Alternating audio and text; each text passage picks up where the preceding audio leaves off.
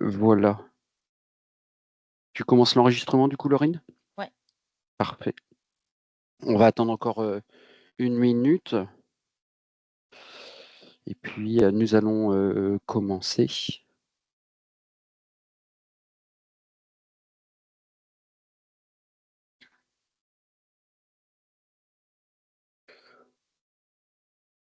Alors nous sommes à peu près, 70, plus de 70 inscrits, hein, si j'ai bien compté, Laurine. On va être, à peu près 70 à se connecter aujourd'hui. Donc, merci à nouveau, hein, d'être tous, présents pour ce café rencontre.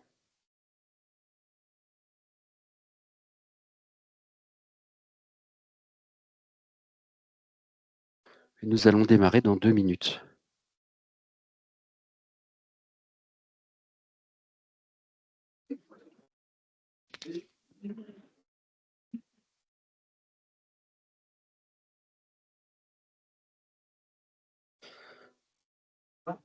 Ouais, c'est pour une visio. Tu sais, c'est la prise en charge des mineurs pour l'assertif. Alors je vais vous demander de couper votre, micro, merci beaucoup.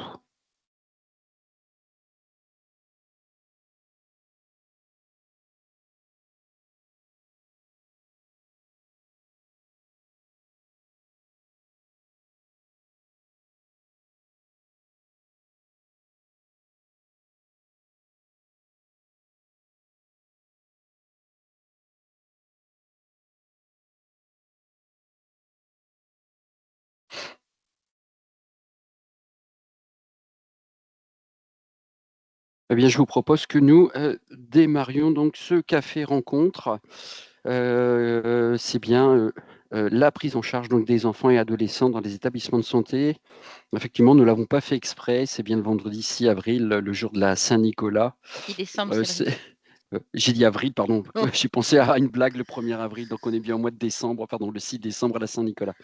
Je profite tout de suite et pour, remercier, Laurine, notamment pour, son aide méthodologique sur le support, et son œil, expert, par rapport aux critères. Donc encore un grand merci à Laurine.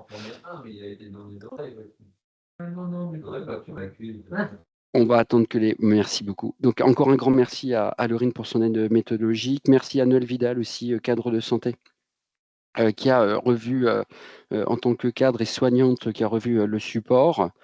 Voilà, et puis, mes 2 autres collègues, Lisa, Poré qui est ingénieure qualité, qui a rejoint l'équipe, et Mélanie Chatry qui est aussi, responsable en charge des formations. Et je vais laisser, François Descac se présenter en tant qu'intervenant. Bonjour à toutes et à tous, donc enchanté et merci donc pour l'accueil que vous me faites au sein de votre commission. François Lescac, du coup, juriste spécialisé en droit de la santé et notamment la protection des données et donc au RGPD qu'on évoquera tout à l'heure. Et je suis actuellement directeur des opérations. Donc merci de m'accueillir au sein de votre groupe. Merci François. Vous connaissez le principe, hein, de ce café rencontre, donc merci de couper vos micros. Vous pouvez, si vous le souhaitez, laisser vos caméras allumées, sachant que, systématiquement maintenant ces cafés rencontres sont enregistrés et font l'objet d'un replay.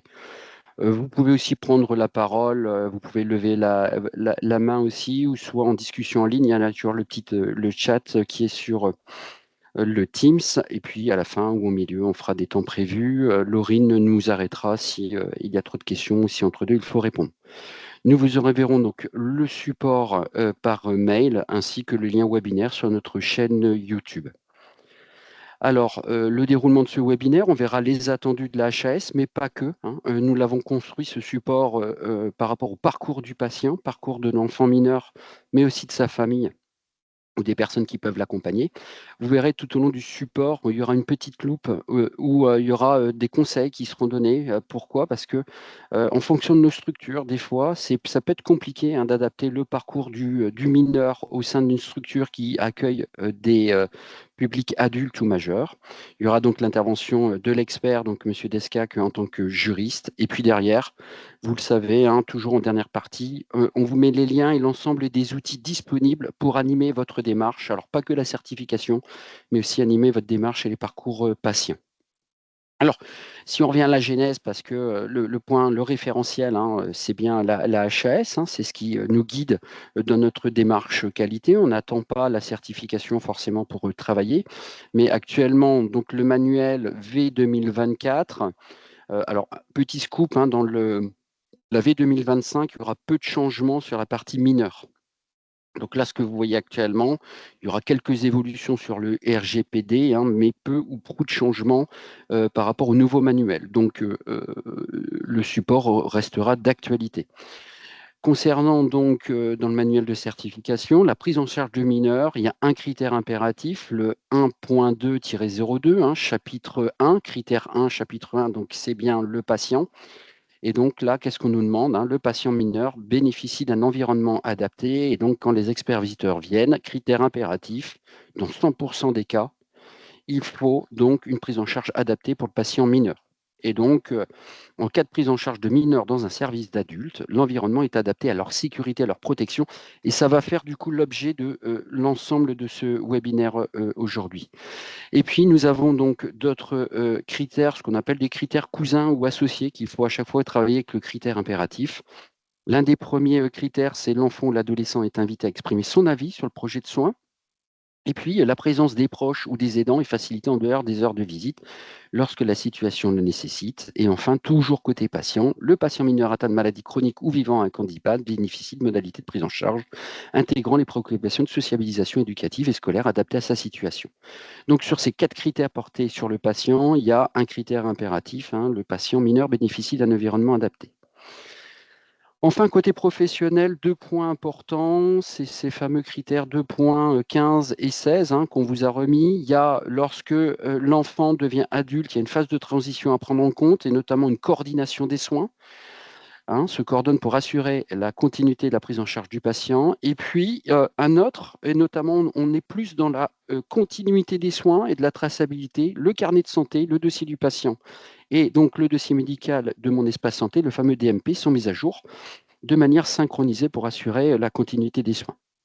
Donc ça, c'est l'action que doivent faire les professionnels vis-à-vis du patient mineur. Et vous verrez, du coup, il y aura un développement sur la partie données de santé et RGPD qui sera fait donc par Monsieur Descac, François Descac.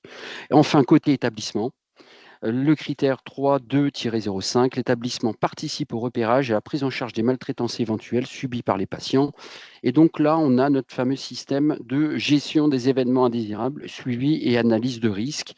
Donc la boucle est bouclée, on voit bien que la prise en charge des mineurs est bien une situation à risque.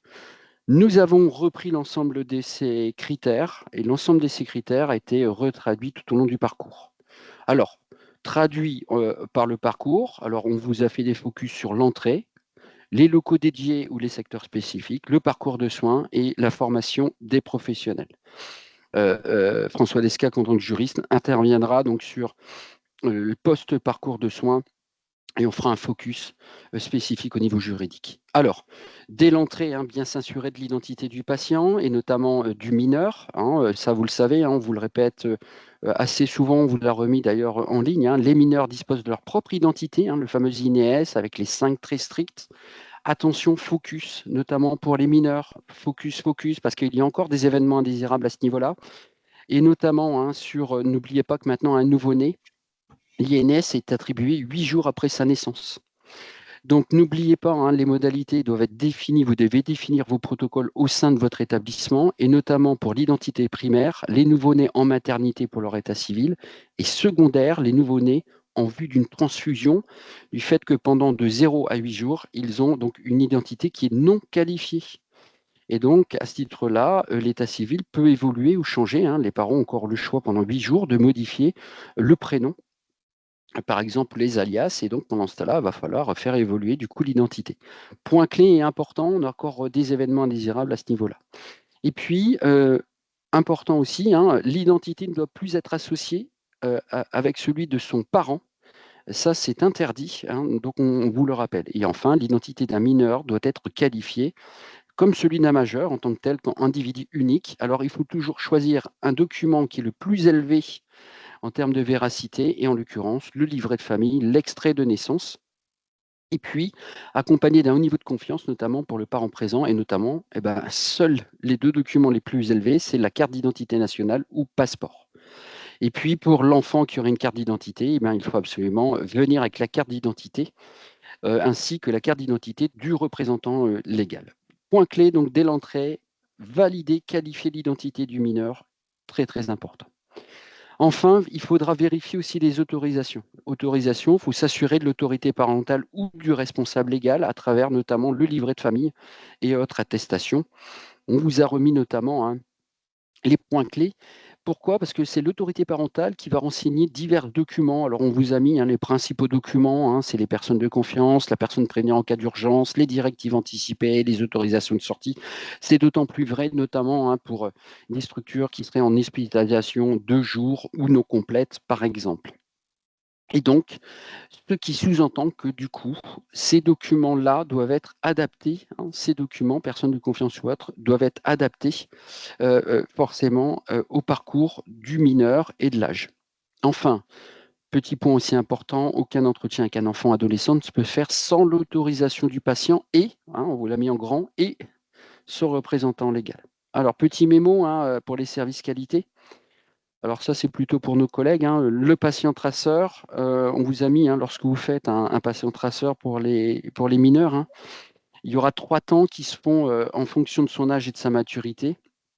Et notamment, en termes de discernement, si l'enfant n'a pas de discernement, forcément, le patient traceur se fera avec les parents ou le représentant légal.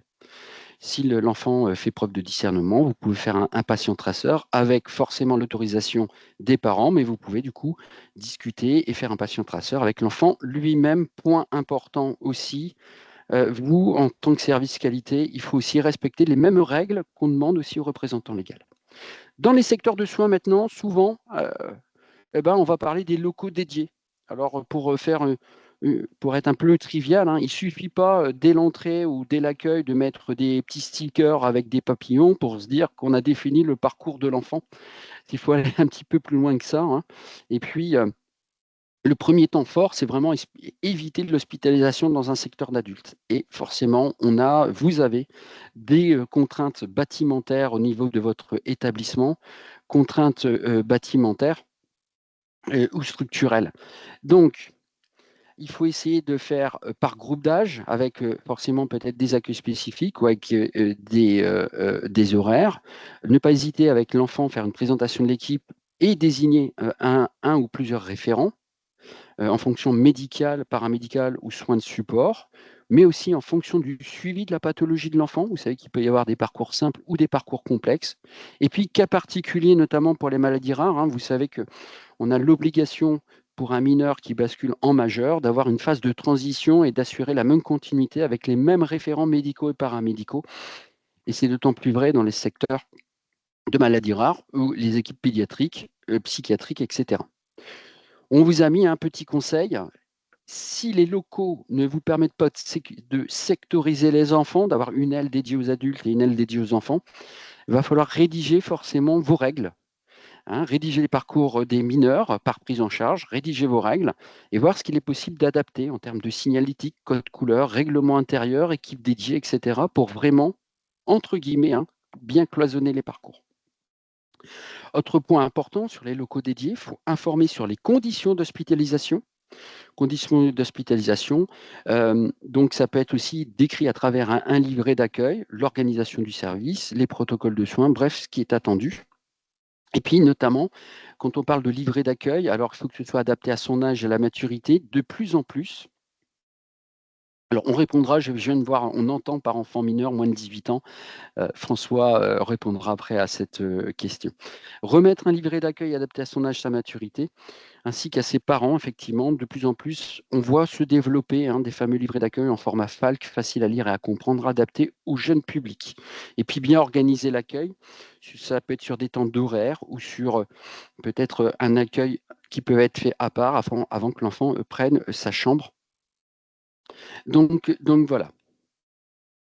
Dans le secteur de soins, quand ce n'est pas possible, en cas d'hospitalisation au secteur d'adultes, ça peut arriver, soit parce que l'enfant rentre aux urgences et qu'il n'y a plus de place en secteur enfant et qu'il n'y a plus que des places en secteur adulte, par exemple, ou parce que les conditions font qu'effectivement l'enfant va se retrouver dans un secteur adulte, hein, et ben, il faut prévoir vos exceptions, hein, et il ne faut pas que ce soit, alors c'est très clair, hein, alors ça c'est une remontée qu'on a pu avoir des experts visiteurs, il ne faut pas que ce soit à la convenance du médecin. Donc là, on vous a listé les mesures qui doivent être adaptées. Alors ça se discute en équipe, il faut définir vos conditions du coup en équipe. Et donc, information du secteur de pédiatrie avec les référents. Il faut recours à des professionnels qui soient formés ou dédiés. Chambre seule, du coup, si c'est une chambre double, chambre seule avec les parents présents ou enfants du même âge et même genre avec la maman. Et prévoir aussi, on vous a mis doudou ou autre objet de réconfort. Alors, appel malade, on a mis un point d'interrogation, c'est forcément en fonction de l'aptitude de l'enfant, de son discernement et puis aussi des parents. L'information sur les mesures prises, parce que on va être du coup sur un hébergement inhabituel, et donc il faut avoir une annonce franche et ouverte sur cet hébergement. Recourir, alors lorsque vous avez du coup vous avez besoin d'une expertise sur la douleur ou de l'hygiène, vu que vous êtes en secteur d'adulte et vous avez une prise en charge d'enfants, il faut bien se caler avec vos experts de ce domaine-là, qui soient au courant effectivement, qui peuvent aussi intervenir dans ce secteur adulte. Et puis, avoir forcément matériel médical spécifique. Alors, on vous a mis, à titre d'exemple, un lit brassard, mais ça peut être aussi votre chariot d'urgence, qui soit adapté à un public adulte ou enfant. Les traitements médicamenteux. Et n'oubliez pas, forcément, dans votre armoire, il faudra éviter toute confusion, notamment en termes de dose et de posologie, mais aussi des médicaments à risque. Forcément, vous aurez aussi du public d'enfants. S'il y a des douches communes, il faut définir des horaires par rapport aux douches, la surveillance. Il va falloir du coup, je remets des guillemets, mais poster un adulte au niveau de la douche qui est commune. Les repas doivent être adaptés. Donc voilà, vous voyez que forcément, ça engendre plus de difficultés, plus de contraintes si vous avez un enfant en secteur adulte. N'oubliez pas que votre système, il faut que ce soit réévalué avec des actions correctives parce que vous allez créer une exception. Donc voilà. Et donc là, ça sous-entend, alors là, on vous a mis en rouge, point clé, ça va être forcément la formation, communication des professionnels, sensibilisation à ces risques, à cette prise en charge ou à ces spécificités, point important. Bien, si on poursuit, un des parcours aussi, l'enfant qui passe, aussi le mineur qui passe aux urgences. Eh bien, aux urgences, on vous a mis entre parenthèses, idéalement, il faut vraiment une salle d'attente qui soit détachée de l'accueil adulte, au niveau de votre ZAO, avec du matériel, on vous a mis à nouveau adapté en termes de confort et même d'isolation en termes de salle d'attente, avec des professionnels qui sont formés à la prise en charge des mineurs ou des adolescents. Voilà. Alors, on vous a mis à titre d'exemple, vous voyez, tout bête, mais effectivement, au niveau de la douleur, par exemple, avoir des échelles pédiatriques qui soient adaptées au parcours à la prise en charge. Et puis derrière, ça c'est un des points clés aussi que les experts visiteurs regardent, mais en termes de risque, qui est hyper important aussi, c'est forcément de définir vos délais d'attente en fonction de la population et du risque. Donc voilà, on vous a remis deux petites loupes en termes de conseils. Et si vos locaux ne permettent pas forcément de sectoriser les enfants, que vous n'avez qu'un seul accueil, à nouveau, on vous le redit, il faut rédiger forcément les parcours des mineurs. Voilà, et tout ça, ça se définit en équipe. Et enfin, l'identito-vigilance, c'est pas parce qu'on est aux urgences qu'on ne doit pas qualifier l'identito primaire de l'enfant. Eh bien, ce sont les mêmes règles qu'en hospitalisation conventionnelle. Il ne faut pas déroger à cette règle. Et donc, il faut s'assurer, pareil, que vous avez devant vous le responsable légal. Et si vous avez des documents qui sont en attente, à ce moment-là, il va falloir réclamer les documents auprès du responsable légal pour qualifier l'identité. Vous avez un public mineur qui doit placer sur des plateaux techniques. Alors, ça peut être balnéo, bloc opératoire, salle de prélèvement, imagerie, etc., tous les plateaux techniques. Il faut absolument que vous prévoyiez des vestiaires qui soient adaptés. C'est là, notamment dans ces vestiaires, qu'il y aura une phase de déshabillage. Eh bien, il faut que ce soit bien dissocié entre la partie adulte et enfant. Et pareil, au niveau du sexe. Et ça aussi, c'est important parce que là, on va être sur des fois une phase clé au niveau des vestiaires. Pareil, avoir des chaises qui soient adaptées en termes de chaleur aussi, hein, si vous êtes sur des nourrissons, table allongée, etc. Prévoir donc du matériel adapté. Et puis, on vous le remet, hein, prévoir si les charges d'urgence sont adaptées, notamment dans ces plateaux techniques, adaptés à la prise en charge de ces mineurs. Et quelques principes de base. On vous rappelle, hein, mais ça c'est souvent prévu au niveau, lorsqu'on fait le point au niveau des programmes opératoires, au niveau du conseil de bloc, programme opératoire qui favorise le passage des enfants isolés de celui des adultes.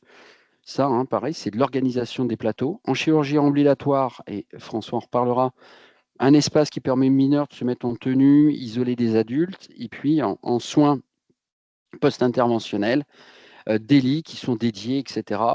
Donc voilà, par avant, accueil des parents en SSPI.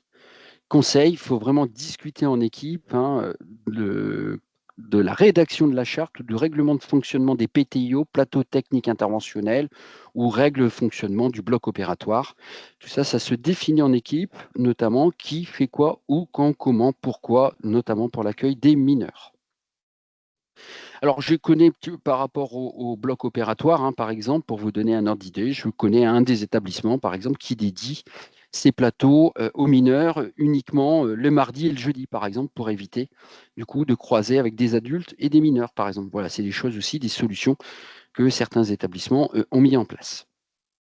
Enfin, dans les secteurs de soins, il faut directement sur la prise en charge, hein, il faut dédier d'autres locaux. N'oubliez pas d'y penser, hein, tout ce qui est environnement éducatif et affectif, notamment pour les hospitalisations dans longue durée, tel qu'on peut le connaître aussi dans l'accueil médico-social, et notamment tout ce qui est en lien aussi avec des activités, le développement somatique ou psychologique de l'enfant, lorsque vous êtes sur des prises en charge qui sont beaucoup plus longues, secteur de cancérologie par exemple, ou en attente de greffe.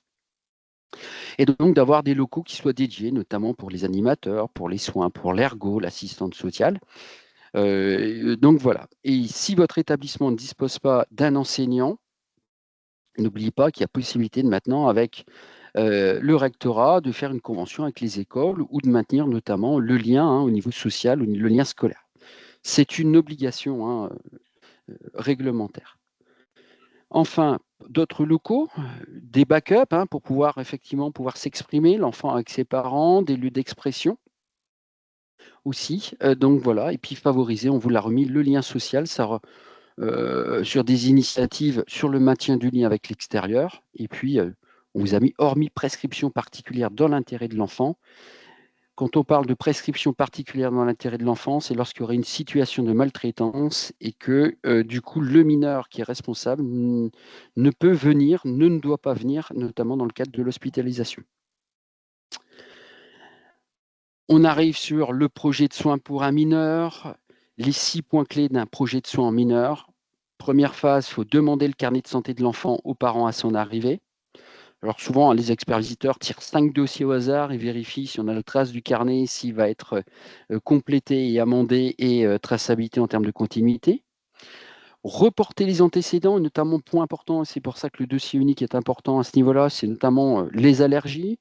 On vous a remis aussi courbe de naissance à minima, hein, dans le cadre du suivi de la croissance et ou de la nutrition, des nutritions de cet enfant. Et voyez, vient apparaître justement le DMP et l'espace santé. Et de plus en plus, le dossier pharmaceutique, le fameux DP, notamment parce qu'on est sur des prescriptions particulières et des usages particuliers pour les mineurs. Il faut tracer le statut vaccinal dans le dossier, obtenir le consentement des parents et l'avis du mineur. Enfin, s'assurer de la continuité de la vie familiale, sociale et scolaire pour garantir une continuité et proposer des actions de prévention et d'éducation. Voilà les 6 points clés que vous pouvez retrouver dans le parcours traceur et qu'on va retrouver dans la trace en termes de continuité dans le dossier. Alors, on vous a remis en termes de conseils, hein, effectivement, plusieurs fois, on vous a mis qu'il faut rédiger le parcours des mineurs. Ben voilà, c'est un des points clés qu'on peut revoir tout le temps avec les équipes, hein, sur le parcours des mineurs. Et puis, du coup, ça vous permettra aussi d'adapter votre DPI, le dossier patient informatisé, par rapport à ces points clés, hein, dont le carnet de santé, dont les allergies, dont la courbe de croissance, dont la vie familiale, vie sociale, etc., etc. Et mettre en place donc une suite. N'oubliez pas qu'au point clé, il va falloir informer les parents et le mineur, hein, donc informer les responsables légaux et le mineur, s'il fait preuve de discernement. Et puis, il faut se coordonner, notamment si vous avez une hospitalisation de longue durée avec l'éducation nationale. Les centres de référence pour les maladies rares. Alors ça, c'est assez bien fait entre les centres de compétences et les centres de référence. Avec l'équipe qui aurait dû accueillir le mineur si celui-ci n'a pas été adapté dans l'unité. J'ai inversé ma phrase, pardon. Si celui-ci n'a pas été admis dans l'unité adaptée, ce qui veut dire tout simplement, il faut que l'équipe se déplace. Et puis, tous les soins de support, assistante sociale, le kiné, l'ergo. À nouveau, sur ces points clés-là, forcément, lorsque vous rédigez le parcours des mineurs, de la prise en charge, et bien du coup, ça vous permet d'adapter tous vos supports, tous vos outils, notamment votre dossier patient informatisé, notamment le plan de soins, tout ce qui est support qui sera remis aux parents, convention avec l'éducation nationale, entre autres. Et puis, la partie ville, le lien avec la ville, et notamment le logiciel Trajectoire qui permet de faire le lien avec la partie assistante sociale, par exemple. Droit et information, notamment du mineur. Là, on vous le remet. L'organisation des soins, ça prend en compte autant que possible les habitudes de l'enfant. Et puis, je vous rappelle que le consentement de l'enfant doit être recueilli sans limite d'âge. Alors, attention, on vous le remet, ce consentement limité par le degré de discernement de l'enfant. Ce n'est pas une question d'âge, c'est vraiment une question de discernement et de sa capacité à comprendre et à changer, à comprendre, à valider, échanger avec lui. La présence des parents est favorisée si l'enfant ne le souhaite pas, sauf si l'enfant ne le souhaite pas. C'est un point important. Donc, présence parentale, elle est possible en permanence ou lors de moments particuliers dans le projet de soins. Des moyens d'information doivent être mis à disposition des parents au cours de l'hospitalisation. On vous a mis attention en cas de refus de l'enfant. Le médecin doit tenter une médiation entre l'enfant et les parents. Alors, si la parole de l'enfant l'emporte, une information doit être adaptée à la décision, à l'intérêt de l'enfant et doit être transmise aux parents. Ça, c'est ce point clé sur les soins, que ça a été confirmé donc, par les médecins. Et puis, l'accord de l'enfant est nécessaire pour la consultation de ce dossier par ses parents. Donc, lorsque vous avez notamment un des critères sur la saisine d'un dossier sous 7 jours, il faut avoir aussi l'accord de l'enfant lorsqu'on remet une copie du dossier à la demande des parents. Il faut l'accord des deux, du mineur et du parent. Droit et bientraitance du mineur, un des points clés aussi que les experts visiteurs regardent. Sur l'évaluation de la douleur, on vous remet, les échelles doivent être adaptées avec des modalités et des outils adaptés à l'âge de l'enfant. Si systématiquement, l'expert visiteur va vérifier effectivement l'affichage de la charte Romain-Jacob et puis lutter contre la maltraitance. Deux points clés qu'on vous a mis, détection précoce de la maltraitance extra-hospitalière et comportement à risque. Là, on est sur des systèmes de déclaration. Et puis, n'oubliez pas, dans les grands centres hospitaliers, il y a des unités d'accueil pédiatrique enfants en danger. Vous les appelez, et une saisine peut être faite directement. Je vous ai mis donc, vous retrouvez donc sur le site de l'UAPED, vous retrouvez donc les grands centres hospitaliers, vous pouvez contacter. Alors, petit conseil aussi, adaptez vos fiches d'événements indésirables pour favoriser la déclaration et puis pouvoir faire le lien avec les plaintes et réclamations. Donc voilà, ce qui est aussi notre source d'information, de dénonciation d'une maltraitance sur l'enfant.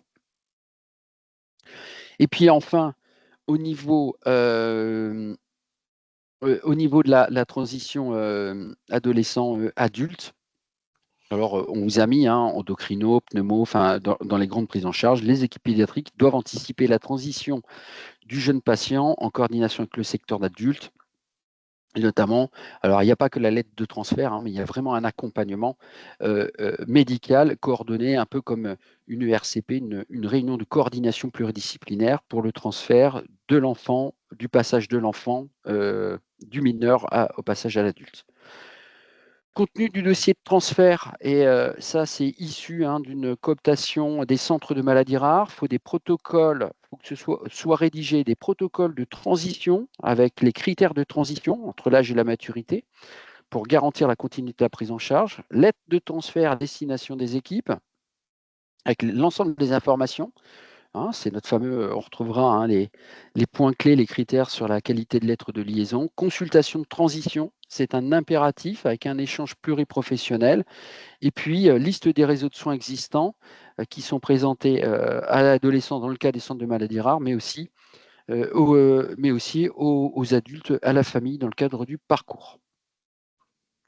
Zoom sur les mineurs et je laisse la parole donc à François Descaques. Merci beaucoup, Cédric. Alors, du coup, effectivement, zoom sur le droit des mineurs dans le secteur sanitaire particulièrement. Donc, on verra ça dans deux volets. Le premier volet sera le droit des patients mineurs. J'ai essayé de mélanger, de mêler donc la protection de l'individu en tant que patient, mais également la protection de ses données en tant que patient mineur, en l'occurrence. Et donc, ce sera ce premier temps qui sera abordé avec donc un mélange des deux sujets. Et dans un second temps qui se voudrait être beaucoup plus court, parce que j'ai synthétisé finalement les recommandations de l'ASFAR, on verra la particulière attention portée à la gestion des blocs opératoires pour la prise en charge des mineurs, qui a déjà été abordé en propos préliminaires. Là, l'idée serait de pouvoir être en propos complémentaires sur comment la société savante d'anesthésie a pu proposer donc de sauvegarder et de protéger la protection des mineurs donc dans les blocs opératoires spécifiquement. Voilà. Donc, c'était juste l'annonce du titre, le droit des mineurs et la protection de l'individu et de ses données. On en arrive sur donc un contexte. Le premier contexte, s'il est abordé ici, c'est le contexte du RGPD, donc le Règlement général relatif à la protection des données. C'est un règlement qui s'est voulu donc à visée européenne et on verra pourquoi. Il y avait une volonté d'harmonisation finalement de l'ensemble de la protection des données sur l'ensemble des États membres du groupement européen. L'idée était celui de pouvoir contrecarrer donc une évolution rapide des différentes technologies et de la mondialisation qui a été créée par de nouveaux enjeux relatifs à la protection des données. On change complètement de paradigme. Jusqu'à maintenant, on était sur la défense d'un droit. Maintenant, on est véritablement sur la protection d'un droit. Jusqu'à maintenant, on reconnaissait un droit. Là, on le protège avant même qu'il puisse survenir un éventuel problème. Je vous l'expliquerai un peu plus en longueur, mais on comprendra pourquoi ce changement et ce nouveau texte est un complet changement de paradigme en termes de protection des données. Donc le RGPD vient protéger donc de la collecte au partage des données. Donc la collecte, c'est l'ensemble du traitement, le recueil d'informations, la conservation, la durée de conservation, les méthodes de conservation, le traitement, l'analyse, le partage et puis la destruction bien sûr. Et cette collecte et partage ont largement augmenté de manière exponentielle, voire même explosive, si je puis le dire ainsi, ces derniers temps. On le voit avec le boom de l'an 2000. Parce que le boom de l'an 2000, c'est l'Internet qui se développe et qui prolifère à grande masse, quand jusqu'à maintenant, notre texte français qui venait à protéger la donnée, c'était la loi informatique et liberté relative également aux fichiers, qu'on oublie souvent, fichiers manuscrits et également sous le joug de la loi de 1978. Donc, c'est une loi de 1978. Comment est-ce que notre droit français, bien qu'il ait été modifié, consolidé, réamélioré, etc., ait pu être au goût du jour au regard de l'explosion d'Internet de l'an 2000, donc on pouvait ne pas imaginer en 1978. Donc finalement, c'était une volonté européenne de pouvoir s'harmoniser, harmoniser parce qu'il y a eu le boom des technologies, donc une économie numérique qui ont transformé complètement nos rapports sociaux et l'économie, bien sûr, mais les rapports sociaux principalement. Et de plus en plus de personnes physiques qui rendent leurs informations les concernant donc complètement publiques, et ce, à un niveau mondial.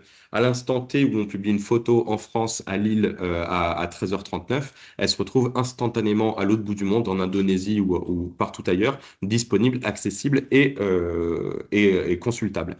Le souci, il se pose véritablement dans la consultation des dossiers passés, dans la transposition et dans le transfert des données. À partir du moment où vous prenez une photo d'un dossier patient, que vous l'envoyez par Gmail à votre collègue médecin qui se trouvait dans un service à côté ou qui se trouve être en vacances parce qu'il est à la Martinique ou peu importe où et que vous vouliez avoir son avis médical, l'envoi d'une information par le biais de Gmail ou d'un autre support non protégé, c'est une violation au titre de la loi de la protection des données parce que Gmail, Google, vient s'accaparer la possession de tous les documents transmis. Et donc, c'est ce sujet-là qui a été notamment pointé du doigt et qui fait que le droit européen a voulu se positionner sur une protection de données avec une acception assez large. Donc,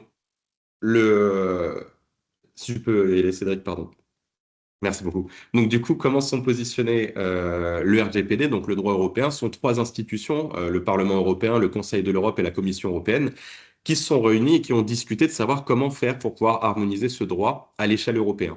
On était jusqu'à maintenant à une reconnaissance d'un droit à la vie privée.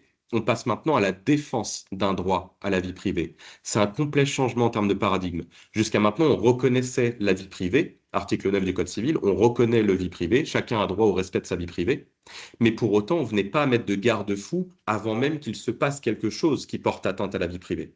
Là, le droit RGPD vient complètement changer ça avec l'idée de dire qu'on doit avoir une privacy by design, une protection de la donnée par le même la réflexion de la conceptualisation d'un process. Donc, avant même d'avoir un droit de réparation, événement, lien de causalité avec un dommage, on répare. Là, on vient se dire, avant même qu'il y ait besoin de réparer, on doit tout mettre en œuvre pour protéger la donnée.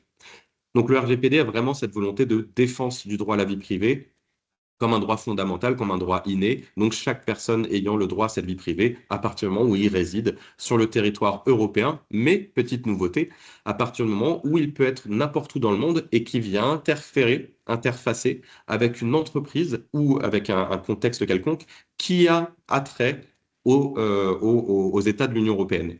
C'est-à-dire que vous prenez un avion en Thaïlande, vous prenez Air France pour faire un Thaïlande-Singapour, eh bien, peu importe la ville, eh bien, du coup, vous êtes sous le coup du droit français parce que Air France Compagnie, siège social français, doit répondre du droit de la protection des données. Voilà. Vous êtes étranger thaïlandais en France, vous prenez vous prenez Air France également, vous êtes sous le coup du droit européen, du droit français. Vous êtes thaïlandais, vous prenez un vol Royal Thaïlande et vous faites Thaïlande-Singapour, vous n'êtes pas protégé par le droit européen puisqu'il n'y a pas soit de nationalité européenne par l'entreprise, soit que vous n'êtes pas sur le territoire européen. Voilà. Donc, cette volonté-là du RGPD, c'est de protéger les données. Et juste pour le contexte, histoire de mettre un peu un petit mot rigolo et de culture et d'anecdote, pourquoi est-ce que le droit européen a voulu se positionner? C'est parce qu'en fait, tout ça vient d'une personne, comme quoi seul parfois on arrive à faire bouger des montagnes.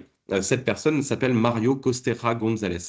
C'est un Espagnol qui, de la région de Catalogne, avait, pour des soucis personnels de finances, avait besoin de vendre sa maison. Donc, ce qu'il a fait, c'est que ce monsieur, Mario Costera González, a vendu sa maison en ligne sur Internet et il l'a vendu dans la presse locale. Et l'annonce a été reprise et republiée un certain nombre de fois et référencée par Google, parce que référencée par Google. Et donc, cet habitant de la Catalogne en avait marre de continuer à être appelé des années et des années et des années après avoir mis sa maison en vente et a voulu se positionner et qu'on arrête de communiquer à propos de sa maison. Il a saisi la commission de protection des droits espagnols et a demandé à ce qu'on fasse supprimer cette annonce. Et la commission des droits espagnols a tenté de se positionner face à Google, mais il n'y est pas parvenu parce qu'au final, Google lui disait qu'il n'était qu'un site de référencement. Il n'était pas un site propriétaire de la donnée. Il ne faisait que référencer les données qui, elles, étaient connues.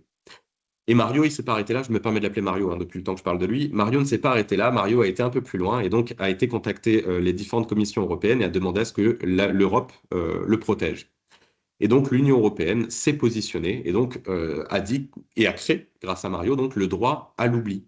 Toute personne a le droit de faire oublier ses données. Et donc, le droit européen s'est positionné contre Google et a demandé donc la suppression de cette annonce, quand bien même Google ne serait qu'un site d'interfaçage. Elle devrait tout mettre en œuvre pour également supprimer cette donnée.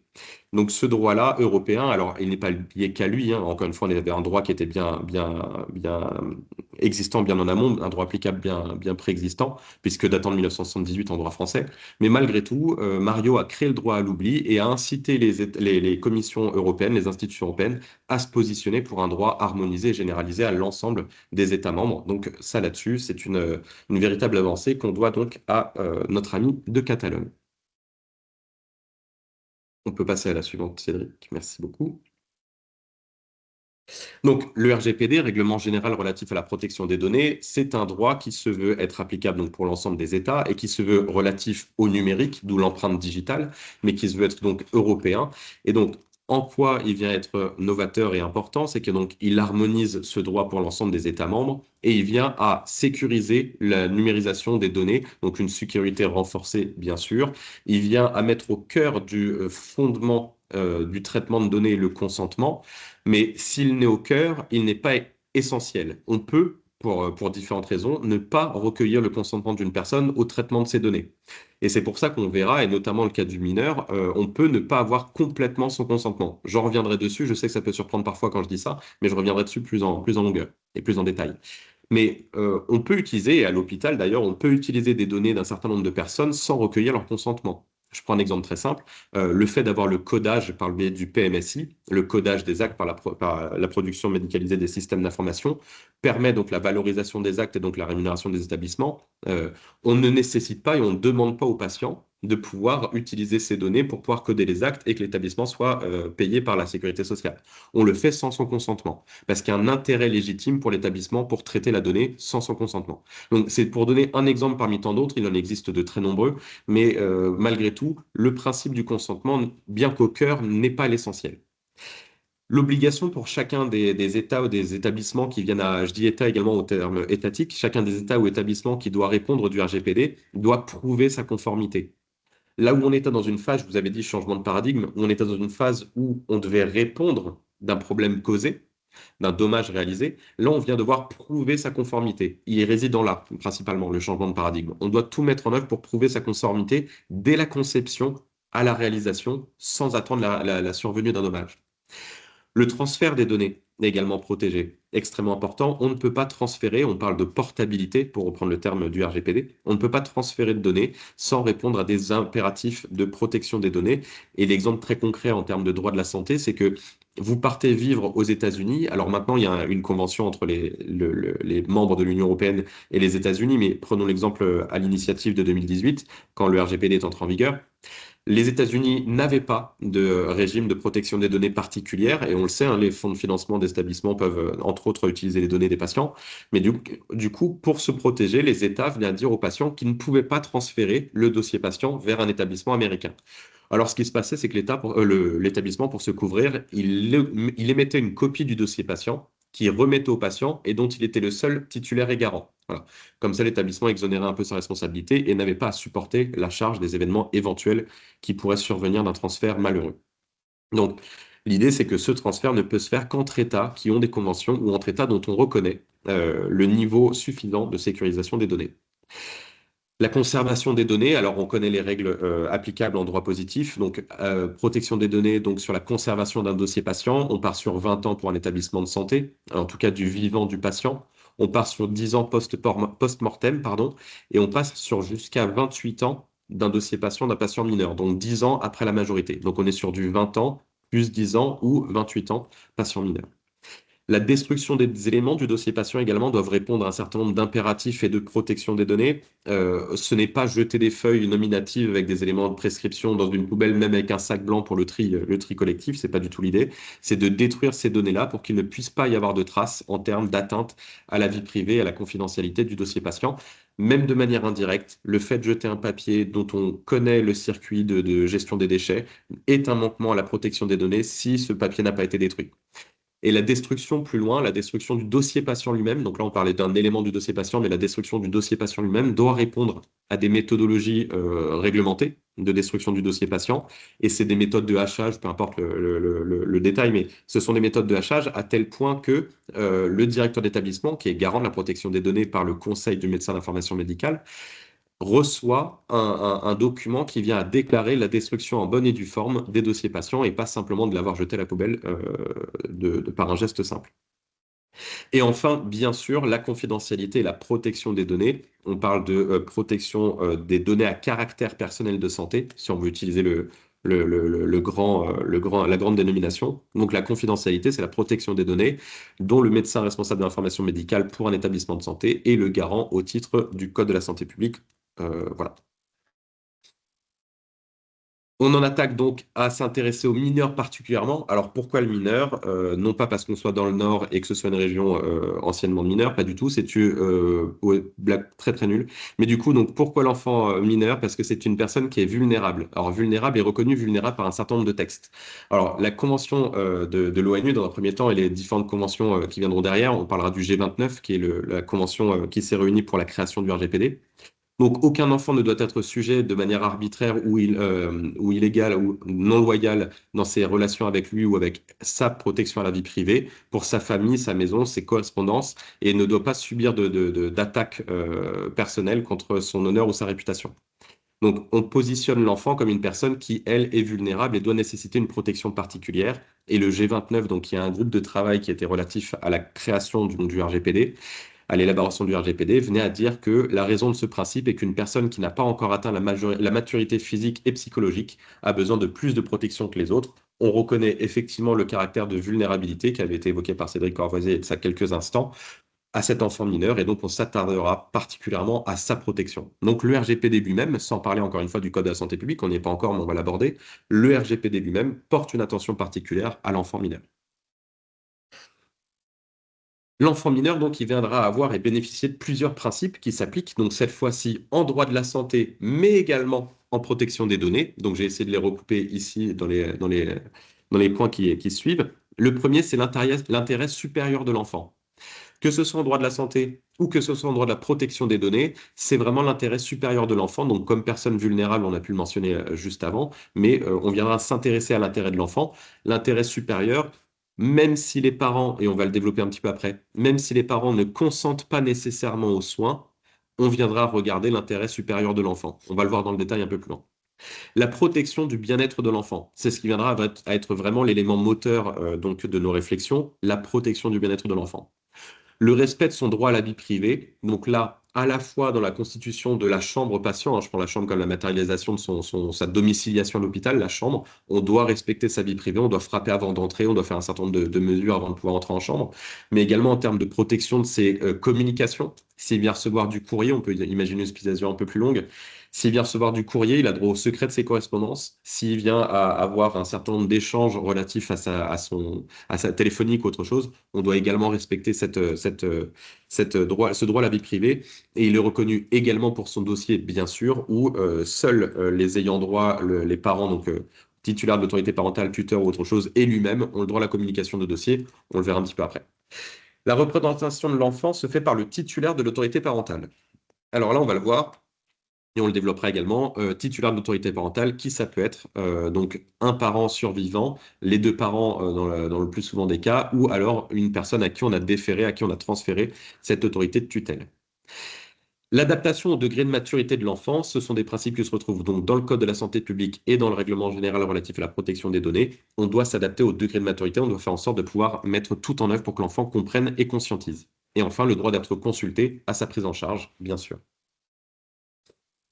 Les principes de protection des données, donc le principe de licéité, consentement, sauvegarde des intérêts vitaux, intérêts légitimes. Je vous avais dit qu'il n'y a pas que le consentement, on peut utiliser les données dès lors qu'on vient considérer par exemple qu'il y a la sauvegarde des intérêts vitaux. Même s'il ne consent pas, on pourra intervenir. Principe de loyauté et de transparence, une information claire et précise qui est adaptée à l'état de discernement de l'enfant. Principe d'exactitude et de mise à jour des données. On fait en sorte de pouvoir toujours respecter les changements d'identité, si tant est qu'il y en ait. On parlait des doubles prénoms, on parlait de toutes ces choses-là. Changement de sexe, bref, peu importe. On fait en sorte de respecter l'exactitude des données ou simplement erreur de tapuscript dans l'enregistrement du nom. Principe de conservation limitée dans le temps. On vient de conserver les données donc que par principe réglementaire. On a évoqué les 20 ans, 10 ans et 28 ans. On vient conserver les données qu'au regard de la stricte nécessité. Voilà. Inutile de conserver tout un tas d'informations. On ne regardera et on ne conservera que les données qui sont strictement nécessaires. Le principe de sécurité des données, je vous l'ai dit tout à l'heure, c'est devenu une défense du droit à la vie privée comme un droit fondamental. L'autorité parentale, le sujet qui nous intéresse. Et il y avait une question qui était posée, je vais y répondre maintenant. Quel est l'âge de majorité d'un enfant mineur? Alors, c'est une question qui peut paraître très simple, c'est une question qui est en réalité très complexe. Donc, merci de l'avoir posée. La personne ayant 18 ans est reconnue en droit civil comme étant majeure pour ses droits civils. Pour autant, donc elle a le droit de vote. Pour autant, en droit de la santé, c'est un peu différent. Et en droit de la protection des données, c'est encore plus différent. En droit de la santé, on vient reconnaître un droit, une autonomisation du droit de la santé. Donc, relativement à la sécurité sociale, on obtient sa carte vitale plus tôt que ses 18 ans.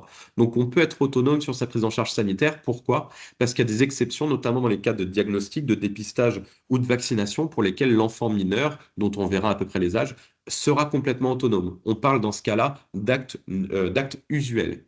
Dans le cadre des actes non usuels, et je pense là à l'hospitalisation avec acte chirurgical, dans ce cas-là, c'est un acte non usuel et il faudra le consentement des deux parents dès lors qu'on puisse réunir le consentement des deux parents. Mais sinon, l'enfant est bien majeur en droit de la santé à partir de 18 ans, mais a une autonomie en termes de droit de la protection sociale à partir de 16 ans. En droit de la protection des données, c'est encore un peu différent. et vous pouvez l'entendre débattre ces derniers temps au niveau des assemblées. Il y avait une discussion de savoir à partir de quel âge les enfants pouvaient avoir accès aux réseaux sociaux. Et en fait, le droit européen vient à dire que c'est à partir de 13 ans. Le droit français peut discuter de savoir si c'est 13 ans ou 15 ans. Il y a un débat. Donc voilà, la majorité en droit français, bien qu'elle soit très connue à l'âge de 18 ans, elle peut être de 13 ans, 15 ans en termes de protection des données. Elle est de 16 ans à partir de la droit de la sécurité sociale. Et elle est à partir de 18 ans en termes d'état civil et d'autorisation des actes non usuels. Donc l'autorité parentale. L'autorité parentale est un droit donc, qui permet à la personne de pouvoir mettre en avant la finalité de l'intérêt de l'enfant. Elle appartient aux parents jusqu'à la majorité, cette fois-ci de 18 ans, de l'enfant, sauf exception bien sûr de l'émancipation. L'autorité parentale, donc, s'exerce sans violence physique ou psychologique, sans quoi on pourra avoir les mesures de justice qui pourront être mises en place, et les parents s'associent à l'enfant aux décisions qui le concernent. S'associent à l'enfant aux décisions qui le concernent selon son âge et son degré de maturité. Pour autant, l'enfant devrait être consulté, mais on verra que l'enfant parfois pourra se voir contraindre des décisions, et au contraire, l'enfant pourra se permettre d'imposer des décisions. On verra dans les slides suivantes. Merci beaucoup. Information quant à son état de santé et participation à la décision médicale. Donc, toute personne a le droit d'être informée de son état de santé. Les droits des mineurs sont exercés par les titulaires de l'autorité parentale. Ça clôt le débat. Les droits des mineurs sont exercés par les titulaires de l'autorité parentale. On va le voir qu'il y a des exceptions, bien sûr. Les mineurs ont le droit de recevoir eux-mêmes les informations et de participer à la prise de décision les concernant. Ils participent à la prise de décision les concernant. Pour autant, l'autorité revient au titulaire de l'autorité parentale. C'est-à-dire que si un enfant refuse son hospitalisation et que les parents considèrent qu'il y a un intérêt supérieur pour lui, on viendra considérer l'intérêt supérieur de l'enfant et on ira contre son gré à l'hospitalisation. Par contre, on fera toujours en sorte de pouvoir recueillir le consentement du patient à la prise en charge ou alors, au tout cas, au choix de la thérapeutique qui sera applicable concernant. Le consentement du mineur doit être systématiquement recherché. Pour autant, on n'est pas dans l'obligation de le recueillir à 100%. La gestion du dossier médical, donc le principe, le droit d'accès du dossier médical et des informations concernant la santé du mineur est exercé par les titulaires de l'autorité parentale. Le principe, donc, ce sont les exceptions pour les mineurs de plus de 15 ans. Le cas général, où le droit d'accès est exercé par le titulaire de l'autorité parentale, le mineur ne peut s'opposer à cette demande. Donc, normalement, pour les mineurs de moins de 15 ans, les titulaires de l'autorité parentale ont le droit d'accès libre, mais pour les mineurs de plus de 15 ans, ces mineurs-là peuvent s'opposer et donc limiter cet accès, notamment avec la consultation par l'intermédiaire d'un médecin. Les mineurs peuvent également s'opposer complètement à la communication de certaines parties du dossier patient, et dans ce cas-là, aux détenteurs de l'autorité parentale, j'entends. Et dans ce cas-là, on parlera notamment des cas d'IVG ou autres dans lesquels ils peuvent être accompagnés d'un majeur sans que ce soit quelqu'un qui ait une autorité parentale sur eux. Et ils ont cette autonomisation-là, notamment je pense aux actes usuels de dépistage et autres pour lesquels ils sont complètement autonomes. Dans le cas de l'opposition des mineurs, celle-ci doit être consignée dans le dossier. C'est un impératif pour vous de consigner cet élément-là dans le dossier patient pour éviter tout contentieux éventuel. Et en cas de demande d'accès pour l'autorité parentale, les professionnels doivent s'efforcer de convaincre le mineur de lever son opposition, mais également lui demander s'il souhaite que son dossier reste inaccessible. On peut, pour certaines parties du dossier patient, rendre ces éléments-là confidentiels. Il existe des procédures internes dans chaque établissement normalement. La distinction donc des situations de soins, j'avais évoqué les actes usuels, les actes non usuels, on va le définir ensemble. Donc, dans quel cas est-ce que l'autorité parentale prédomine? Dans quel cas est-ce que le mineur peut être relativement autonome? Donc, les actes usuels sont les actes de vie quotidienne, les actes de vie courante sans gravité. On pense aux prescriptions, aux gestes de soins qui n'exposent pas le malade à un danger particulier, tels que les soins obligatoires, je pense à la vaccination, les soins courants tels que les blessures superficielles ou infections bénignes, ou les soins habituels tels que la poursuite d'un traitement. On peut penser ici à des actes tels que l'IVG ou la demande de prescription, par exemple, de pilules abortives et autre chose. On ne peut pas contraindre un enfant, même mineur, à avorter, par exemple, pour pouvoir saisir les actes usuels. Chacun des parents est réputé agir avec l'accord de l'autre parent. Principe de base pour les actes usuels, on n'a pas besoin de recueillir le consentement des deux parents. C'est là où la question peut se poser. Dans quel cas on vient recueillir le consentement des deux parents. Dans les actes usuels, le Code civil prévoit une présomption où en fait on vient considérer que l'un des deux parents suffit au consentement des deux parents dans le cadre des actes usuels. Certains soins peuvent être réalisés sans même nécessiter du recueil du consentement du ou des titulaires de l'autorité parentale, et c'est ce que j'évoquais tout à l'heure, la prévention, le dépistage, etc. La personne mineure qui souhaite garder le secret sur une action de prévention peut s'opposer à ce que le professionnel de santé ne communique avec ses parents. Un exemple d'acte usuel qui est souvent méconnu, c'est que la demande d'hospitalisation est considérée comme un acte usuel de l'autorité parentale. La chirurgie est un acte non usuel, mais la demande d'hospitalisation, l'enfant va mal, on s'interroge de savoir ce qui ne va pas, on l'emmène aux urgences, peut se faire avec un seul des deux titulaires de l'autorité parentale. Et là, on passe sur les actes non usuels qui, eux, vont nécessiter le consentement des deux parents par principe. Les actes non usuels, donc, ce sont les actes considérés comme lourds. On peut penser notamment dès lors qu'il y a intervention d'un anesthésiste, dont les effets peuvent engager le devenir du malade avec une probabilité non négligeable de survenir. On pense à l'hospitalisation prolongée, des traitements de comportant des effets secondaires, ou des actes invasifs tels que l'anesthésie ou des opérations chirurgicales. Ces actes nécessitent l'autorisation des deux titulaires de l'autorité parentale, même en cas de séparation, sauf empêchement de l'un des deux, tel que non joignable ou qui manifeste un désintérêt particulier de l'enfant. Dans ce cas-là, si l'intérêt de l'enfant à la prise en charge est manifeste, le titulaire de l'autorité parentale présent peut signer une autorisation de prise en charge. C'est-à-dire que dans un acte non usuel tel que chirurgical, vous avez les deux parents de qui on doit recueillir impérativement le consentement. Mais si on n'arrive pas à joindre le deuxième parent, mais que l'intérêt... Alors, si on n'arrive pas à joindre le deuxième parent et qu'il n'y a pas d'intérêt manifeste pour l'enfant, on lève les mains, on ne touche à rien et on attend le recueil des deux parents. Si par contre, on vient avoir un intérêt manifeste pour l'enfant, souvenez-vous qu'on avait vu en amont qu'il y avait besoin d'un intérêt manifeste de l'enfant dans le Code de la santé publique et protection des données, l'intérêt de l'enfant étant supérieur au consentement du deuxième parent, s'il y a manifestement un intérêt pour lui d'être pris en charge, on viendra le prendre en charge, quand bien même il n'y ait pas le consentement des deux parents. Mieux encore, dans le cadre de l'urgence vitale, bien sûr, sans aucun intérêt des deux parents, ni même manifestation du consentement de l'enfant, on viendra sauvegarder l'intérêt vital de l'enfant, bien sûr. En droit comme partout, l'urgence corrompt tout, c'est une expression juridique, l'urgence corrompt tout, on viendra donc à favoriser la prise en charge de l'enfant.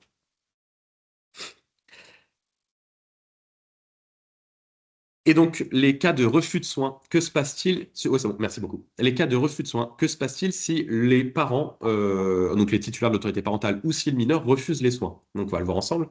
Dans le cas où ce sont les titulaires de l'autorité parentale, lorsque la santé ou l'intégrité corporelle du mineur risque d'être compromis, le médecin responsable du service peut saisir le procureur de la République. Donc, les parents ne veulent pas que l'enfant soit pris en charge, mais il y a un intérêt particulier pour l'enfant. Dans ce cas-là, le médecin responsable du service peut saisir le procureur de la République, qui viendra par son pouvoir de police demander une mesure d'assistance éducative qui lui permettra d'imposer les soins aux mineurs. En cas d'urgence sanitaire, pas de question, le médecin délivre les soins indispensables, article L111-4 du Code de la santé publique, il n'y a même pas de discussion à avoir, on peut y aller en cas d'urgence. En cas d'urgence absolue, on ne se pose pas de questions non plus, on revient donc à ce que le refus de soins n'entraîne pas d'obligation de soins. En l'absence d'urgence, refus de soins n'entraîne pas d'obligation de soins. On avait évoqué, pas d'urgence nécessaire à la prise en charge, refus de soins. On peut se réinterroger de l'état supérieur de l'enfant. S'il y a une nécessité de l'intérêt supérieur de l'enfant, on viendra recourir à l'un des deux consentements. S'il n'est pas manifesté, dans ce cas-là, on peut reporter l'opération. Dans le cas où c'est le refus de soins de la part d'un mineur, et ça c'est un problème qui peut se poser, alors heureusement de manière peu fréquente, mais qui peut se poser, l'établissement doit d'abord rechercher la participation du mineur à la décision. Mais son point de vue ne peut prévaloir sur la décision des titulaires de l'autorité parentale. Les mineurs ne peuvent refuser leur hospitalisation. Si les actes de soins sont nécessaires à sa santé, l'équipe médicale va en lien avec la famille tenter de convaincre le patient mineur, notamment sur le choix de la méthode thérapeutique. Il faut évidemment adopter une information qui se veut être claire et adaptée, mais encore une fois, l'intérêt supérieur de l'enfant viendra à prévaloir quand bien même il n'accepte pas la prise en charge. Mais on viendra tout mettre en œuvre pour pouvoir le recueillir. Pour aller plus loin, ce n'était pas l'objet, mais c'était l'idée de pouvoir aller un petit peu plus loin sur cette réflexion. Lorsque l'un des parents est décédé, l'autorité parentale revient de plein droit aux parents survivants. En cas de décès des deux parents, l'autorité parentale peut être confiée provisoirement, donc temporairement, soit à un membre de la famille, soit à une autorité de tutelle qui sera désignée dans le cadre d'un placement d'enfant ou d'une reconnaissance d'attribution de droit. Le retrait de l'autorité parentale peut être positionné et uniquement par le juge aux affaires familiales, qui lui est celui compétent, celui dans lequel le mineur demeure, donc le lieu de résidence du mineur. Et donc, il viendra déterminer si oui ou non il peut retirer temporairement ou de manière pérenne le droit d'exercice de l'autorité parentale, notamment dans le cas d'un désintérêt manifeste. On vient considérer au bout de 2 ans d'absence de communication et d'information un intérêt manifeste qui permettra de légitimer une demande de positionnement du juge, ou alors dans le cas d'une mise en danger manifeste de l'enfant concernant sa sécurité, sa santé, sa moralité, entre autres. Exemple, mauvais traitement, etc., etc. Je vous passe dans les détails. Je vous laisserai la diapo là-dessus. Une demande de requalification, si jamais un jugement va être positionné, peut être refaite après 1 an ou plus tôt, après la première prononciation du jugement. Il est nécessaire et impératif, un peu en conclusion de ce qu'on s'est dit, j'essaie d'accélérer parce que je vois qu'il est 14h05. Il est nécessaire et impératif donc de vérifier l'identité des titulaires de l'autorité parentale ou du représentant légal, bien sûr, et de vérifier le lien entre les deux. De conserver une trace dans le dossier patient, d'avoir une autorisation pour les actes non usuels, donc les actes notamment thérapeutiques tels que bloc opératoire, et de rechercher le consentement du mineur de l'acte et ou au choix de la thérapeutique, mais bien sûr avec tous les moyens mis en œuvre pour accepter son degré de discernement. Je termine sur ce premier chapitre-là et aborde le deuxième petit chapitre et paragraphe que vous avez dit très bref. C'était celui relatif, tu peux y aller Cédric, relatif donc à la particulière attention portée à la gestion des blocs opératoires pour la prise en charge des mineurs. Donc là, de manière très simple, j'ai repris les recommandations de la SFAR, donc de la Société française d'anesthésie et de réanimation, qui est sortie en 2023 et qui vient à être une suite d'autres recommandations qui étaient émises par la SFAR et qui a pour objectif donc de cadrer l'organisation structurelle, matérielle, fonctionnelle des centres effectuant l'anesthésie pédiatrique. Et donc les 4 champs, je les ai divisés. On peut aller sur la slide suivante.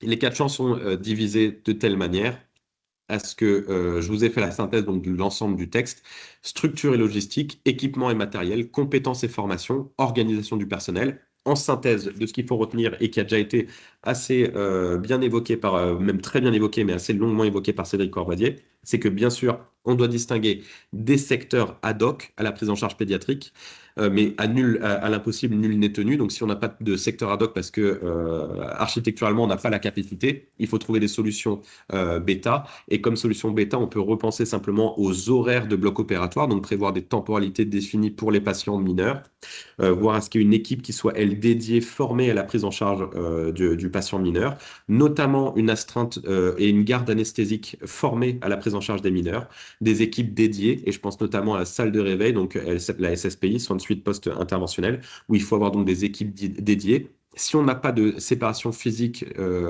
architecturale, à minima avoir des rideaux opaques ou des paravents, et permettre l'accompagnement donc d'un des parents dans la salle de réveil, faire en sorte d'avoir un secteur, si tant est que ce soit possible, architecturalement en bu-hospice dédié aux mineurs, ou à défaut, encore une fois, revoir son organisation horaire pour ne prendre que des plages horaires dédiées à ce type de population.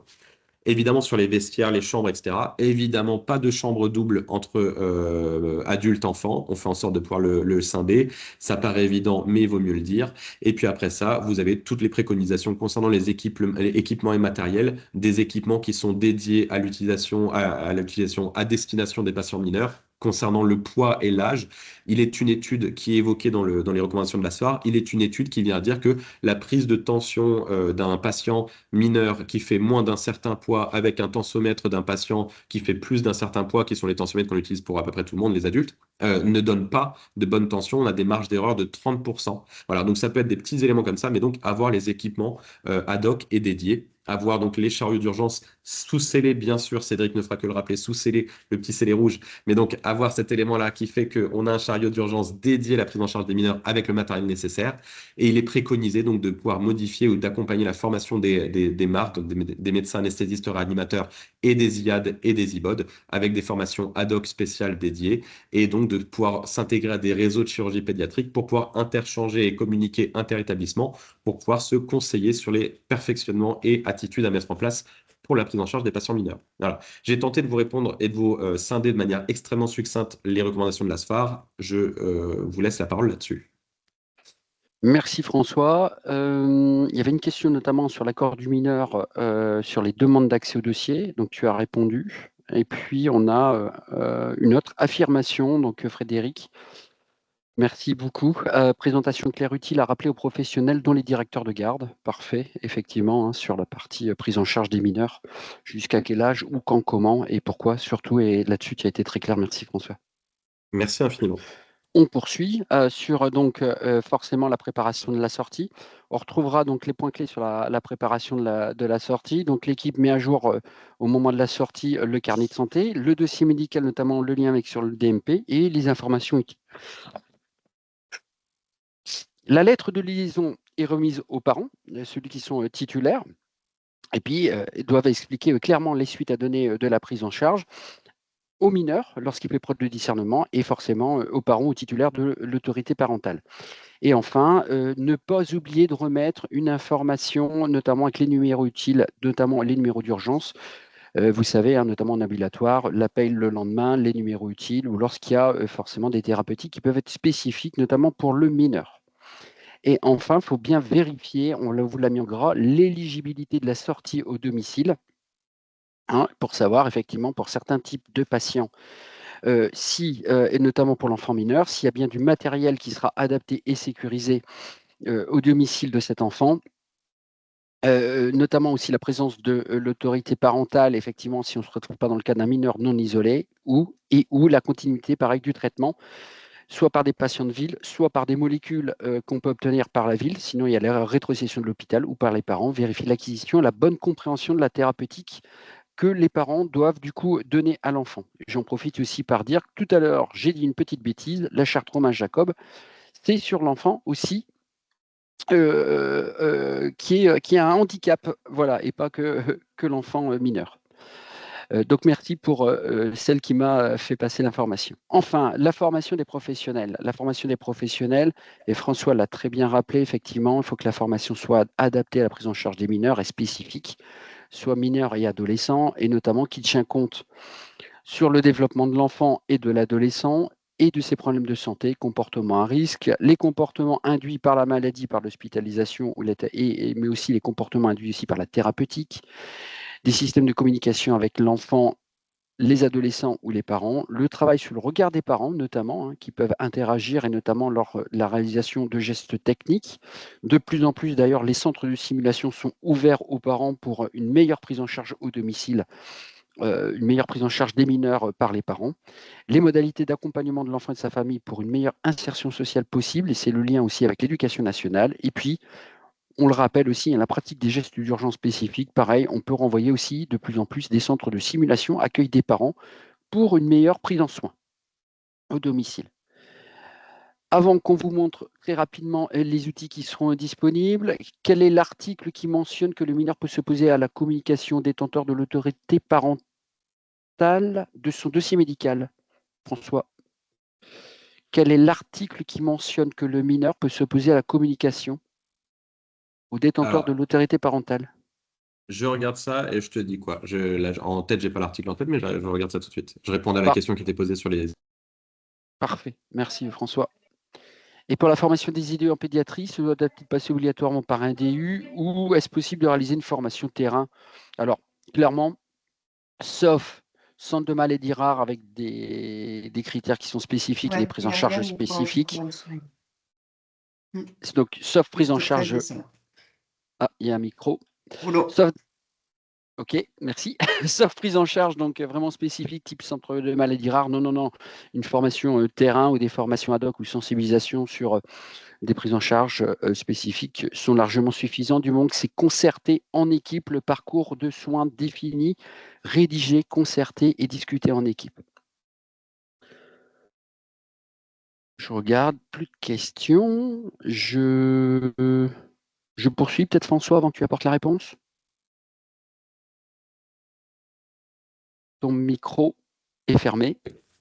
Article L1111-5 du Code de la santé publique. L1111-5. Et il vient à dire, je le réouvre, alors que, donc c'est un article un peu long et complexe, mais fastidieux. Par dérogation à l'article 371-11 du Code civil, qui vient à dire donc l'autorité parentale est déférée aux deux titulaires de l'autorité, aux parents, etc. Donc le médecin et la sage-femme peuvent se dispenser d'obtenir le consentement du ou des titulaires de l'autorité parentale sur décision médicale à prendre lorsque la prévention diagnostique, etc., etc., etc., intervient dans le cadre de la sauvegarde de l'intérêt du mineur. Toutefois, le médecin, la sage-femme doit dans un premier temps s'efforcer d'obtenir le consentement du mineur à cette consultation. Et dans le cas où le mineur maintient son opposition, le médecin et sage-femme peut mettre en œuvre les actes de prévention, dépistage et d'intervention. Dans ce cas, le mineur se fait accompagner par un majeur de son choix. Parfait. Merci François. Donc l'article L 11, je le 11. note. Parfait, merci. Et puis on voit Laure qui intervient, qui dit effectivement l'idéal ce sont des IDE spécialisées, les puéricultrices. Effectivement. Le cas échéant, si c'est pas possible, forcément rédaction du parcours en équipe et adaptation et formation terrain.